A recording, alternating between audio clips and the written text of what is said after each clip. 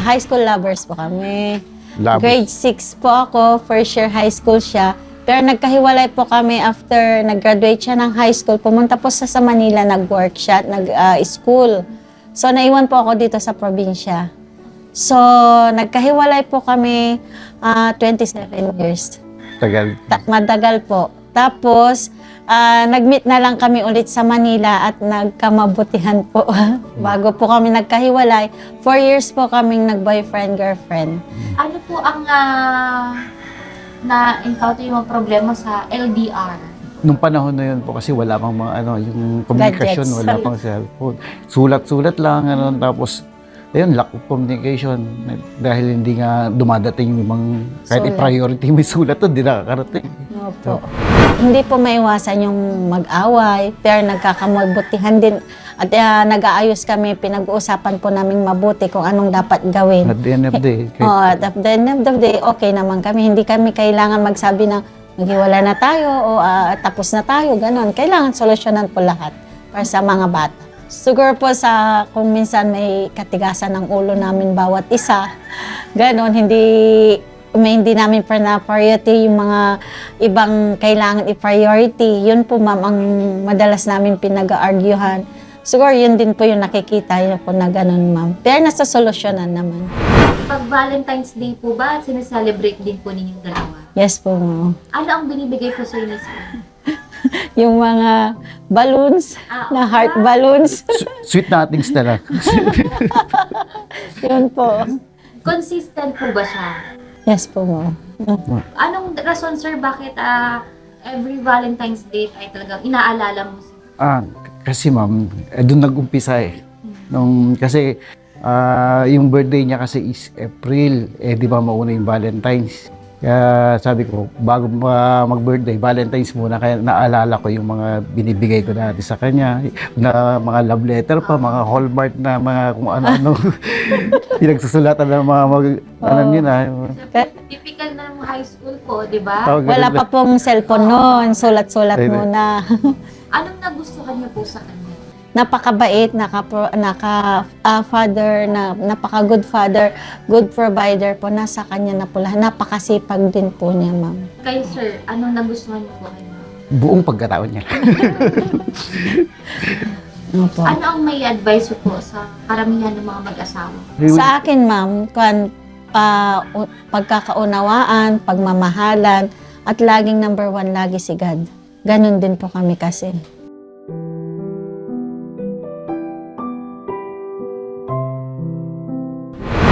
Nagkakilala po kami, ma'am, through text po. Uso-uso pa po noon yung send to me. Tapos siya po, nag-text po siya sa akin hanggang yun po, nagkainlawan. Ang nagustuhan ko po sa kanya ay mabait po siya, mapagpasensya, ganun po, ma'am. Tapos nilulutuan niya po ako, ma'am. Madalas po gulay po, gulay, karne, tsaka Kasi mahilig po ko sa gulay. Anong nagustuhan niyo po sa kanya? mabait po siya, ma'am. Tsaka siyempre po maganda. Minsan po, kapos din po. Pero minsan po, meron din po, ganun, ma'am. May anak po kayo. Meron po, ma'am, 3 years old po. Kamusta naman po nung kayo ay may baby na? Mahirap po, ma'am, kasi wala pa po kami noon pambili ng gatas, ganyan po, ma'am. So, ano ang ginagawang paraan para mabigay lahat ng kailangan ni baby? Nung araw po kasi na yun, ma'am, estudyante pa po kaming dalawa, ma'am. Tapos ako po, nag-stop po akong mag-aral. Tapos siya naman po yung nagtuloy-tuloy. Pero student worker po siya noon, ma'am. Ginawa ko po lahat ng makakaya ko po, ma'am. Nagtrabaho po ako para masustusan po yung mga kailangan po nila sa araw-araw po. Naging laborer din po ako sa sa CMD10, naging sorter po. Kasi ang po noon, Pandemic po kasi noon, ma'am. Online class po. Kaya Yes, ma'am. pinagsabay ko po. Kinaya po namin sa pamamagitan po ng prayer na rin po kay Lord na siya pong nagbigay sa amin ng lakas para po malagpasan po yung mga pagsubok na yun po, ma'am. Mabait siya, ma'am. Tapos mapagmahalin sa mga anak namin. Mahal na mahal ko po siya. Medyo nahihirapan din, ma'am, kasi ang asawa ko nakikitanim lang, ma'am. Pag may nagpapatanim ng mais, yun pumupunta siya, ma'am. Ganun din pagpalay. Pero pag tumigil na yun, ma'am, wala na siyang trabaho, ma'am. Mahirap minsan, ma'am. Pero kakayanin para sa pamilya ko. Ang perde namin sa bukid, ma'am, 350 lang araw-araw. Paano niyo po ito pinagkakasya, ma'am? Hinihiwalay ko na yung baon ng anak ko, ma'am. Tapos, yung naiiwan na lang, yun na lang pambili ko ng ma'am, konting bigas. Kung may matira, bili ng ulam, ganun, ma'am. Ilan ang anak po ninyo? 4, ma'am. Oo, may maliit akong, yung bunso ko, ma'am, 2 years old, ma'am. Naggagatas pa, ma'am. May pagkakataon po ba na wala nang pambili ng ulam? Palagi, ma'am, kasi kulang nga yung 359 na per day niya, ma'am. Anong ginagawa niyo pong paraan, ma'am? Ako, ma'am, nagsasideline ako pagkuan. Yung nangunguryente ng kiwit ba? Alam niyo po, paggabi, sinasideline ko yun para may pangdagdag sa mga kailangan sa bahay. Pag walang ulam, ma'am, ano ang pagkain? Nagkamunti kasi na lang yung mga anak ko minsan, ma'am. Pero, kaya minsan umiiyak na lang ako, ma'am, kung saan kukuha ng ulam nila, lalo na pagpapasok sila sa school, ma'am. Minsan sinasabi na, ito na naman, ma'am. Oh, gusto ko naman sana may kahit hotdog lang, ganun, ma'am. Tiis-tiis lang muna kayo na baka makadiskarte si Papa niyo, bibili tayo bukas. Ganun talagang sinasabi ko, ma'am. Noon, ma'am, uso pa po yung textmate. Doon lang po kami nagkakilala, ma'am, hanggang sa niligawan niya naman po ako, nagkita kami. Bata pa po kasi kami nung nag-asawa, ma'am. Mabait naman po siya. Hindi siya pala salita, ma'am, ganun. Tahimik lang po siya. Gaano na po katagal na nagsasama? Mga 12 years, ma'am, kasi po nung kapapanganak ko. Dun sa, sorry pa, sa panganay po naming anak, ma'am. Naghiwalay po kami noon. Ano po ang nangyari? Siguro po dahil bata pa kami, ma'am. Kasi 16 ako, 18 siya. Hindi pa po siguro namin yung maging pamilya, ganun, ma'am. Kaya siguro naghiwalay kami, ma'am. Pero siguro siya pa rin yung talagang binigay ng Panginoon na maging kabiyak ko. Nagkabalikan po kami nung 1 year and 8 months po nung panganay ko, ma'am. Ang natutunan ko po, ma'am, maging matibay, maging priority lang po yung bawat isa, ma'am. Kasi po, yun po yung nagpapalakas. At higit sa lahat, ma'am, yung pananalig namin sa Panginoon, ma'am. Dahil kung wala ang Panginoon sa aming mga buhay, ma'am, Kamusta ang buhay po ninyo nung may anak na po kayo? mahirap, ma'am. Lalo na po pagka construction worker lang po siya, ma'am. Hindi po diretso yung trabaho. Minsan, 3 araw lang po sa isang linggo, ma'am. Noon nga po, ma'am, 300 lang po yung isang araw niya, ma'am. 2 na po nun yung anak namin. Nagpapagatas pa rin po kasi hindi po ako nagpapabreast, ma'am. Mahirap, ma'am. Pero sa awa ng Panginoon, nakakaos naman. Pagka po kumukulang po yung sahod niya, umuutang na lang po ako sa mga kapatid ko, ma'am. Sir, kamusta po ang buhay natin sa pagiging construction worker po? Okay naman, ma'am, kahit medyo mahirap, kinakaya, siyempre, may mga batang nangangailangan, ma'am. Ang masasabi ko lang sa kanya, ma'am, sana lagi siyang makakon sa mga anak namin. Tsaka mabait talaga siya, ma'am. Naalagaan niya yung mga anak namin. Nagpapasalamat po ako. Kasi minsan nga po, ma'am, sabi ko sa kanya, magtrabaho na rin ako. Pero ayaw po niya, ma'am, alagaan mo muna yung mga anak. Hanggat kaya ko pa, sabi niya, ma'am, kakayanin ko. Wag mo lang iwan yung mga anak mo, sabi niya, ma'am.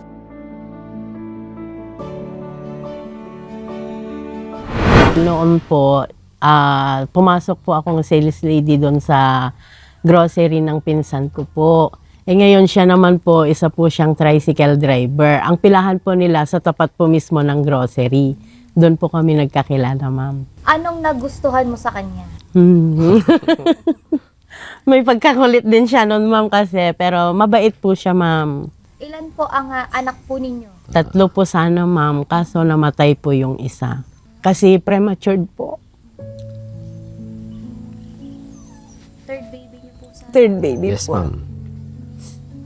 Simula po, pinagbuntis ko siya. Doon po, nahirapan na po ako ng sobra sa kanya.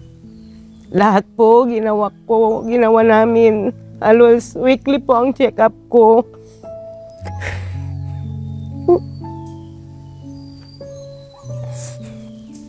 Pero parang kulang pa rin po. Kasi hindi po siya pinagkaloob sa amin ni Lord. Masakit, ma'am. Sobra. Ang hirap po mawalan ng anak. Ano pong bagay, sir, ang nagpatatag po sa relasyon po? Yung pagiging maalaga niya, ma'am. Marami, ma'am. Siguro, ma'am, sa lahat po, yung mga pagsubok po na dumaan sa amin, na kaya naming lutasin ng kami lang. Na kuha namin sa pag-uusap, magandang pag-uusap. Kamusta po ang buhay po ninyong mag-asawa? Okay naman po. Maganda, ma'am. Going strong pa rin po. Kahit na maraming problema, kahit na nahaharap pa rin po hanggang ngayon sa depression, ma'am. Kasi mahirap talaga. Kasi itong kapatid niya kasi, yung si Bayo Mickey, barkada ko po kasi yan. So hindi ko alam na may kapatid siyang babae noon. So nung time na po nagbarkada, ngayon pumunta ako sa bahay nila, nakita ko siya. And then, ayun, tapos niligawan ko siya. And then parang binasted niya ako that time. Then umalis ako ng Benito Soliven dahil may plano din ako kasi bilang member kasi ng simbahan ng ano. Gusto ko rin makapag-mission that time. Kaya nung time na pagbalik ko ng Benito Soliven, nawala na yung parents ko dun sa dating tinitirhan namin. At nagulat ako dahil yung kasi sila may pabahaw sila noon, binahawas na malaki, nagbama sila papa nila noon. And then, nung time na yun, yung kuya ko, empleyado nila. Dahil laging lasing ang kuya ko, kailangan nila ng empleyado. Yun ang naging story talaga kung bakit kami nagkatuluyan. And then sabi ni Papang noon, kuya pang tawag ko, binigyan niya ako ng 3 days para mag-isip na kung di ako papayag na kapalit ng kuya ko na mag-waiter sa beer house, aalis kami doon. So wala akong option kundi tinanggap. Hanggang doon, nagbalikan kami. Nung time kasi na to, parang yung nakikita ko noon, parang rebelde kasi siya noon. Parang laging nag-aaral siya, parang wala sa direksyon. Gusto ko na, sabi ko, naisip ko sa sarili ko na kailangan niya ito ng tao na may motivation, magtuturo ng tama. So that time, nung sabi ko, nag-usap kami, at tapos bigla niya akong tinanggap, nagbalikan kami. So how many months, bigla na kaming nag-asawa. Kasi yun, 18 years old pa lang siya noon, ako naman 20. So, ako naman, ma'am, yung nagustuhan ko sa asawa ko, kasi po, wala siyang mga bisyo, and then, okay naman po siya sa akin na yung sa mga pakitang tao niya, para bang na-appreciate ko yung mga lagi niyang pinapayo sa akin. So, yun po yung isang pinaka gusto ko po sa kanya. Ilan na po ang anak po ninyo? Isa lang po. Sa pagsasama po ba ninyo, nagkakaroon din po ba kayo ng problema?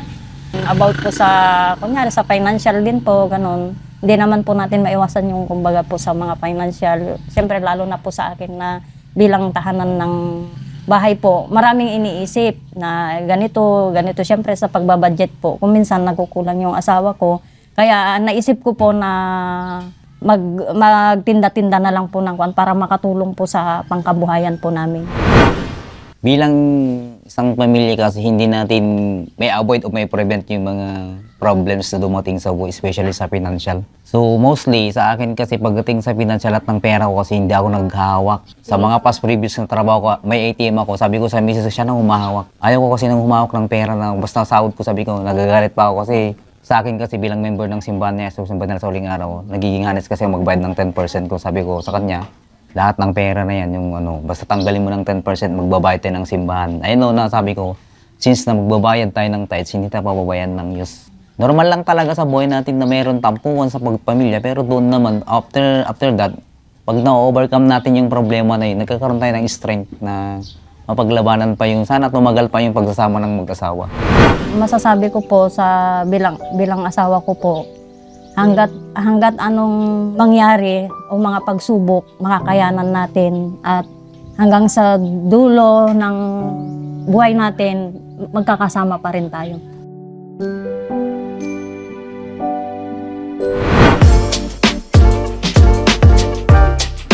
Okay, so nandito na po ako ngayon sa Cauayan City, Isabela para gawin ang Hakot Challenge Valentine's Day Edition. Nandun po sa atin ni Congresswoman Jocelyn Tulfo at ni Senator Idol Raffy Tulfo. So again, same rules po. 3 minutes, the last minute, mga asawa po nila ang tutulong sa kanilang mga asawa humakot po dito sa Isabela. Hakot Challenge, Valentine's Day Edition in 3, 2, 1, go!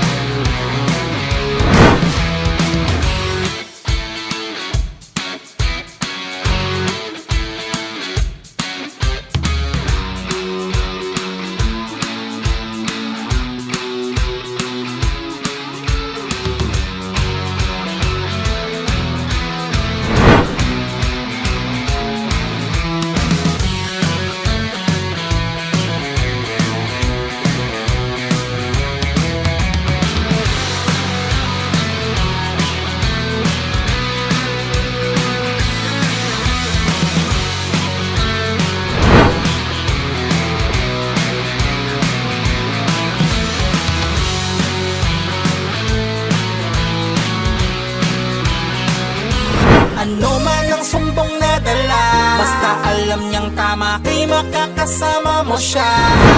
Di ka iiwanan, sigurado ko yun, sa Rafi Tulfo in action.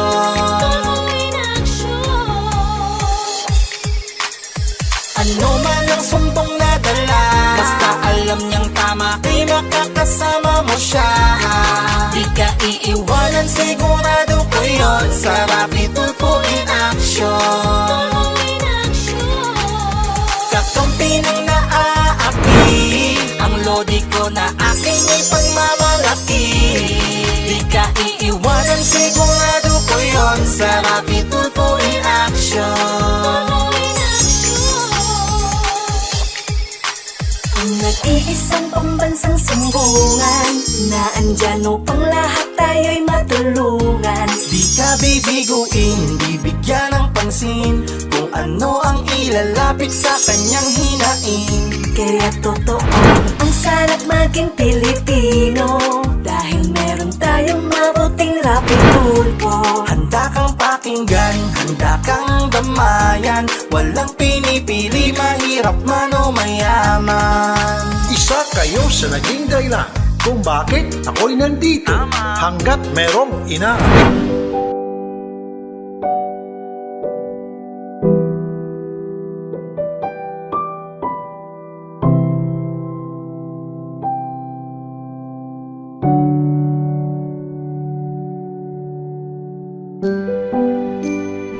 Nabanggit nga po ni Idol Rafi, ni Ma'am Maricel at ni Congresswoman Jocelyn Tulfo na kailangan may makeover muna at magkaroon kayo ng dinner date at binibigyan tayo ng pagkakataon na magkaroon tayo ng special Valentine's Day naman po para sa inyong lahat.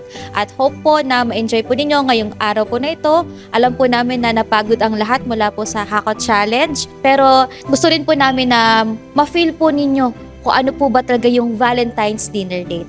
Yun lamang po. Happy Valentine's Day po.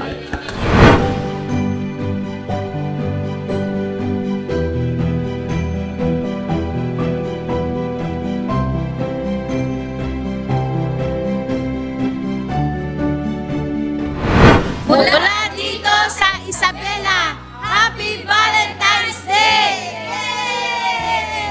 Rapi Tulfo, isang taong hindi ka iiwanan. Basta nasa tama ka, ilalabang ka ng patayon. Kahit na sariling reputasyon niya ang itaya, ipagtatanggol ka niya kahit siya ang mapahiya. Ang sarap kapag panatagsan man ng iyong tungtungan, dahil merong Rapi Tulfo ka na masusumbungan pag sa hirap ang lahat.